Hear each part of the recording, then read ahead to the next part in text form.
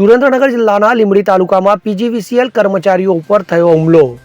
લીંબડી તાલુકાના ત્રાડિયા ગામે પીજીવીસીએલની ટીમ દ્વારા રેડ કરાતા ગામ લોકો દ્વારા કરવામાં આવ્યો હુમલો। પીજીવીસીએલના 2 કર્મચારીઓ પર ગામના લોકો દ્વારા કરવામાં આવ્યો હુમલો। તો નરસિંહ બાવળિયા અને કેવલ જૈન કર્મચારી પર હુમલો થતા બંને થયા ઈજાગ્રસ્ત।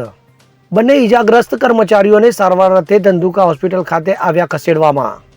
તો ઘટનાની જાણ થતાં પોલીસે સ્થળે દોડી આવી તપાસ ધરી હાથ। તો ગ્રામીણ વિસ્તારમાં કાયદો અને વ્યવસ્થા કથળી બની હોય તેવું રહ્યું છે લાગી। હવે જુઓ દેશ દુનિયાની તમામ ખબરો તમારી આંગળીના ટેરવે। ઉઠાવો મોબાઈલ અને ગૂગલ પ્લે સ્ટોર પરથી ડાઉનલોડ કરો અમારી CN24 ન્યૂઝ મોબાઈલ એપ।